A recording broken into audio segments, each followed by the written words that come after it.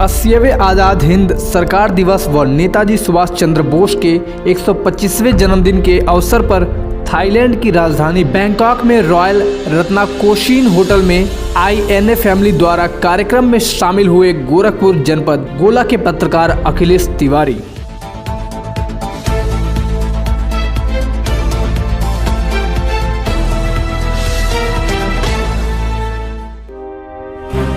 जी हाँ, आप देख रहे हैं उत्तर प्रदेश का सबसे भरोसेमंद news channel UP news live 24 सच का साथी। गोरखपुर जिले के वॉइस ऑफ लखनऊ के तहसील संवाददाता अखिलेश तिवारी को अपने लेखन के लिए थाईलैंड की राजधानी बैंकॉक में रॉयल रत्नाकोशीन होटल में आईएनए फैमिली द्वारा सम्मानित किया गया, जिसके संदर्भ में आइए आपको ले चलते हैं सीधे अखिलेश तिवारी के पास और उनसे करते हैं कुछ एक्सक्लूसिव बातचीत। साथी, मैं हूं आपके साथ प्रशांत त्रिपाठी। नमस्कार। इस समय हम लोग गोरखपुर में हैं। गोरखपुर में इस समय गोला ब्लॉक के तहसील के अंतर्गत हैं। आज पूर्वांचल पत्रकार एसोसिएशन की मीटिंग की आहूत भी की गई, जिसमें ग्रामीण स्तर के पत्रकारों को जूझते हुए समस्याओं पे विचार और विमर्श करने का अपना अपना विचार भी व्यक्त किए। इसी क्रम में आज गोला तहसील में वॉइस ऑफ लखनऊ के तहसील संवाददाता अखिलेश तिवारी ने एक ऐसी खबर को प्रकाशित किया कि जो आजाद हिंद फौज से ताल्लुक रखते थे वो परिवार, लेकिन उनके नाती और पोते उस अपने पूर्वजों के बारे में जानते नहीं थे कि हमारे बाबा और दादा आजाद हिंद फौज या गोरिल्ला रेजिमेंट में रहे। उस खबर को प्रकाशित करने के बाद इनको अखिलेश तिवारी को बैंकॉक थाईलैंड के धरती पे आईएनए सम्मेलन में बुलाया गया। आज हम आपको रूबरू करवाते हैं अखिलेश तिवारी जी से कि अखिलेश तिवारी कौन सी खबर लिखे और किन खबर के बदौलत थाईलैंड की धरती पे जाने का इनका सपना साकार हुआ। सबसे पहले अखिलेश जी, स्वागत है आपका यूपी न्यूज़ लाइव। धन्यवाद। कौन सी ऐसी खबर लिखे? ग्रामीण स्तर के पत्रकारों को बहुत सारी समस्या भी होती है खबर को लिखने में। ग्रामीण स्तर के जो भी पत्रकार हैं उनको बहुत सारी समस्याओं का सामना करना पड़ रहा है। आज के डेट में पत्रकारिता एक विषम परिस्थितियों का सामना करके ही पत्रकारिता को लोग आगे ले जा रहे हैं। तो सबसे पहले किस तरीके की खबर को लिखे, खबर लिखने के बाद कहां से आपकी दूरभाष पे बात हुई और कैसे कैसे जाने का आपका प्रोग्राम तय हुआ और वहां पे जाने के बाद किस तरीके का आपको सम्मान मिला? सबसे पहले तो आपके न्यूज चैनल के सभी लोगों को बहुत बहुत धन्यवाद। और खबरों की अगर मैं बात करूं तो देश हमारा आज़ादी का 75वां वर्षगांठ मना रहा था। पूरे देश में हर्षोल्लास के साथ मनाया जा रहा था। सामाजिक संगठन, पार्टियां और तमाम लोग जो है इसको बहुत ही अच्छे तरीके से मना रहे थे पूरे को। मैं एक ऐसे जगह से जो गोरखपुर के दक्षिणांचल में स्थित गोला से हम ताल्लुक रखते हैं और इसको माँ सरयू के तट के किनारे है और छोटी अयोध्या के नाम से भी इसको जाना जाता है।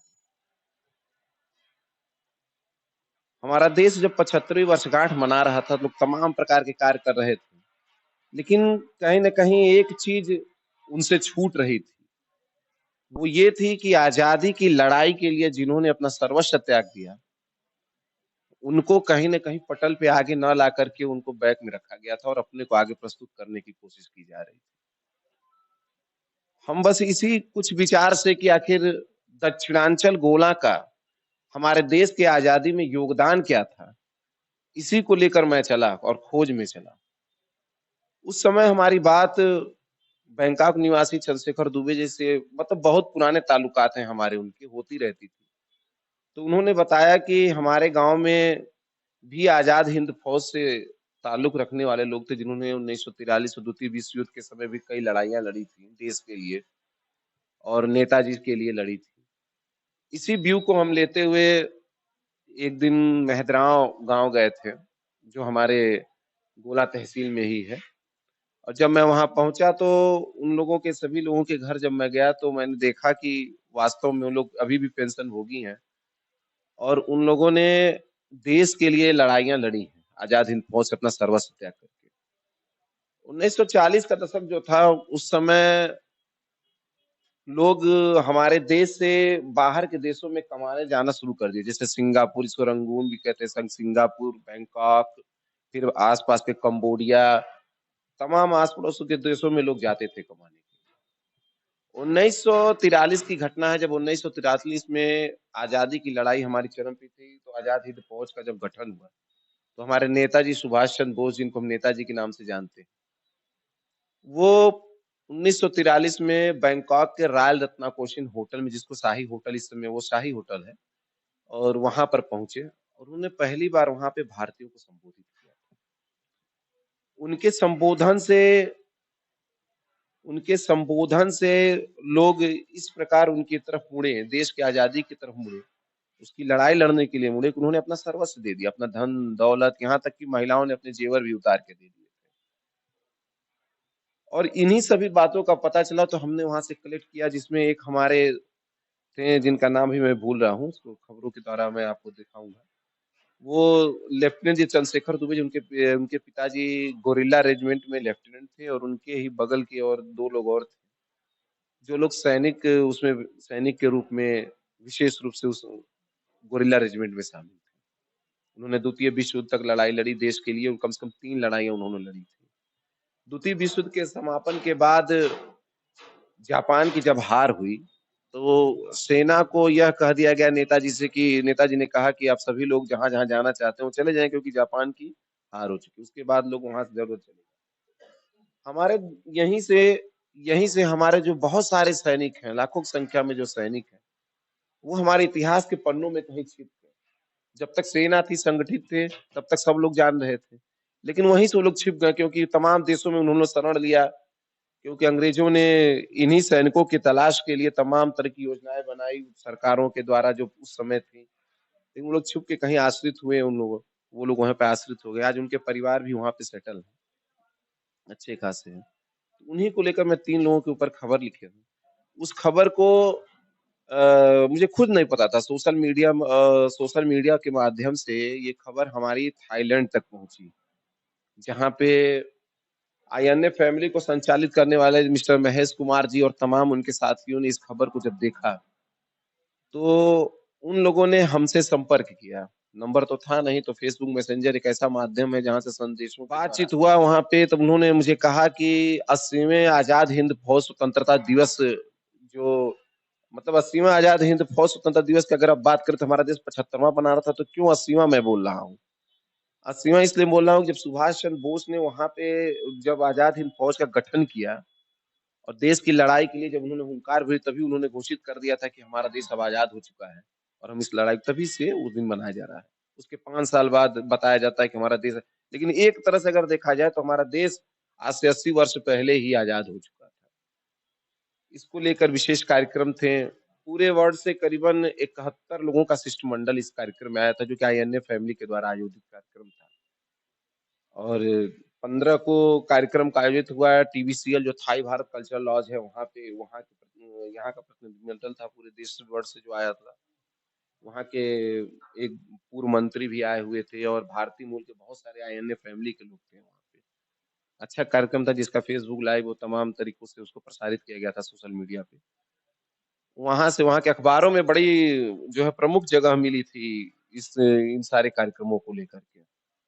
फिर 15 को इस कार्यक्रम का आयोजित हुआ। 16 को उसी होटल के उसी हाल में, जहाँ पे पहली बार 1943 में नेताजी ने भारतीय मूल के लोगों को संबोधित किया था और आजादी की लड़ाई में शामिल होने के लिए उन्होंने सबको प्रेरित किया था। उसी हाल में एक बैठक, उसमें एक कार्यक्रम का आयोजित किया गया था, जिसमें पुष्पेंद्र कुलश्रेष्ठ जी, कपिल कुमार जी, जो जाने मानी हस्ती हैं, और तमाम ऐसे लोग थे जो सुभाष चंद्र बोस के ऊपर, नेताजी के ऊपर बहुत सारे आर्टिकल लिख चुके हैं, किताबें लिख चुके हैं, या उनके बारे में विस्तृत जानकारी, तो वो लोग वहां उपस्थित थे। विभिन्न देशों के, कंबोडिया के, जर्मनी से, जापान से, सिंगापुर से, उन लोगों ने भी आके अपनी अपनी जो है अपने अपने आईएनए फैमिली के लोग अपने अपने परिवार के बारे में बताया कि उन्होंने किस प्रकार क्या हुआ था। इस प्रकार वहां पे कार्यक्रम हुआ। कार्यक्रम का समापन 19 तारीख को हुआ था। आर्य समाज मंदिर में एक कार्यक्रम हुआ था, इसमें कैंडल मार्च और तमाम करके हुआ था। बहुत बेहतरीन कार्यक्रम था। ये कार्यक्रम का आयोजन थाईलैंड, सिंगापुर और अगल बगल के 1-2 देशों में और था, जिनमें श्रृंखला थी। ये कार्यक्रम उसी श्रृंखला के अंतर्गत ये कार्यक्रम हुआ था, और जिसमें महेश कुमार जी ने मुझे निमंत्रित किया। मेरे पास तो पासपोर्ट भी नहीं था अपना, लेकिन मित्रों के सहयोग से बहुत जल्द से जल्द मेरा पासपोर्ट बना और हमारी फ्लाइट हुई, और मैं कार्यक्रम को 27 तारीख को मैं वो कार्यक्रम से लौट करके आया। 27 तारीख को लौट के आए। आप गोला तहसील की धरती से, गोरखपुर की धरती से बैंकॉक गए। बैंकॉक में मनी को अर्न करने के लिए लोग जाते हैं। सबसे पहला क्वेश्चन है, भारतीय मूल के लोग अक्सर पैसा कमाने के लिए थाईलैंड की धरती पे जाते हैं, लेकिन ग्रामीण स्तर के एक छोटे से पत्रकार कहा जाए, छोटी सी कलम की ताकत को कहा जाए, छोटी सी कलम की ताकत के बदौलत आप थाईलैंड की धरती पे गए और पूरे भारत का नाम रोशन करके आए। वहां पे लोगों को संबोधित किए, लोगों से मिले। लेकिन जो आज की संख्या में पत्रकारिता की जो समस्याएं जूझ रही हैं, अपने छोटे और अपने बड़े लोगों को क्या सुझाव देना चाहेंगे? पत्रकारिता एक ऐसा अवसर है किसी के जीवन के लिए जिसको समझना बहुत जरूरी है। अगर आपको पत्रकारिता करने का अवसर अखबार से या सोशल मीडिया के माध्यम से जैसे भी मिल रहा है, उसको सही दिशा में न ले जाने की वजह से अब पत्रकारिता को लोग केवल आज ये समझ लिए हैं कि हमको एक पहचान बनानी है, वो भी पहचान किस प्रकार की बनानी है वो नहीं जानते हैं। उनको पहचान बस ये लगता है कि उनकी पहचान एक थाने पर रहे, तहसीलों में रहे, मुझे अधिकारी पहचाने, मेरे काम को कर दे। लेकिन पत्रकारिता का मूल ये नहीं है। इसी बात को हमको समझना है कि पत्रकारिता का मूल क्या है। पत्रकारिता का मूल ये है कि हम उन विषयों को आगे लाएं जो विषय आज तक हमारे समाज से अछूते रह गए, जिनको हम जान नहीं पाते। हमारा गोला क्षेत्र जो है एक हर मामलों में बड़ा उपजाऊ है। धर्म के मामले में भी देख लीजिए और देश की आजादी की लड़ाई लड़ने वालों के मामले में। हमारे ख्याल से हर गांव में तकरीबन आजाद हिंद फौज के सैनिकों के परिवार रहते हैं, लेकिन आज तक उनको कभी स्वतंत्रता संग्राम सेनानी के नाम से कभी अखबारों में जगह नहीं मिली। तो ये तमाम चीजें हैं जो जिन मुद्दों को हम ले जा करके और इस तरह से हम अपने को अपना परिचय दे सकते हैं एक अलग तरीके से, ना कि थानों और पुलिस और तहसीलों तक सीमित रह। खबरों को जब प्रकाशित करने में बहुत सारी समस्याएं भी आई होंगी, दौड़ना पड़ा होगा, तमाम तरीके से लेखनी को उसमें शब्द को बैठाने पड़े होंगे। किन किन समस्याओं का भी सामना करना पड़ा? समस्याएं तो आती ही हैं। थोड़ा सा समस्याओं से आदमी घबराएगा तो फिर कुछ नहीं हो सकता है। समस्या क्या है? हमारा काम ही वही है। अगर हम कहीं जाएंगे नहीं, कहीं आएंगे नहीं, लिखना नहीं जानेंगे तो फिर क्या मतलब है उसका? इसमें अभी आप लोगों की जो अगले साल फिर स्वतंत्रता दिवस मनाया जाएगा, गणतंत्रता दिवस मनाया जाएगा, आपकी खोज जारी रहेगी कि जो आजाद हिंद फौज के लोग हैं, जो अभी अछूते हैं, जिनको पूरी दुनिया जान नहीं पाई या भारत देश के लोग नहीं जान पाए, उनकी भी खोज में अभी आप आगे जारी रहेंगे? आजाद हिंद फौज से जुड़े लोग ही नहीं, उन तमाम लोगों को लेकर हमारी खोज जारी रहेगी जो देश की आजादी और देश के सम्मान के लिए लड़े हों और जो अपना योगदान दिए हों। यह कोई एक विशेष नहीं, बस उन सभी लोगों के लिए जिन लोगों ने, जिनके परिवार ने देश के लिए किया हो। और आज आप सुनते होंगे कि बहुत सारे ऐसे लोग थे जिन्होंने देश के लिए सर्वस्व न्यौछावर कर दिया, चाहे भगत सिंह हो, चंद्रशेखर जी हो।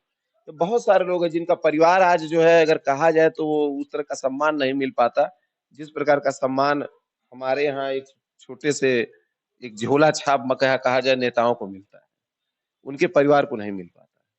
तो बहुत सारे ऐसी लोग हैं जिनको हम लोग, कोशिश हमारी यही रहेगी कि उनको आगे लाया जाए, जिनके बारे में सब लोग जान सकें। जाते जाते मेरा लास्ट क्वेश्चन अखिलेश जी आपसे रहेगा कि अपने छोटे भाई तुल्य जो भी पत्रकारिता की जगत में काम कर रहे हैं, उनको एक छोटा सा टिप्स क्या आप देंगे? टिप्स यही देंगे कि आप उन अनछुए पहलुओं पर जाइए जो आज तक किसी ने नहीं देखा, जिनको जानने के बाद लोगों को ये लगे कि हाँ, काम हो रहा है, अभी कलम जिंदा है, अभी कलम जिंदा है। हमसे बातचीत करने के लिए बहुत बहुत शुक्रिया Akhilesh ji. UP news live 24 की भी तरफ से आपको ढेर सारी हार्दिक शुभकामनाएं। आप देख रहे थे UP news live 24, cameraman Sarvesh Tiwari के साथ प्रशांत त्रिपाठी की रिपोर्ट, गोरखपुर। आप देख रहे थे उत्तर प्रदेश का सबसे भरोसेमंद news channel UP news live 24, सच का साथी। तो प्रिय दर्शकों, अगर ये न्यूज आपको पसंद आती है तो वीडियो को लाइक करने के ही साथ चैनल को सब्सक्राइब कर लें और कमेंट बॉक्स में अपनी राय जरूर बताएं। धन्यवाद।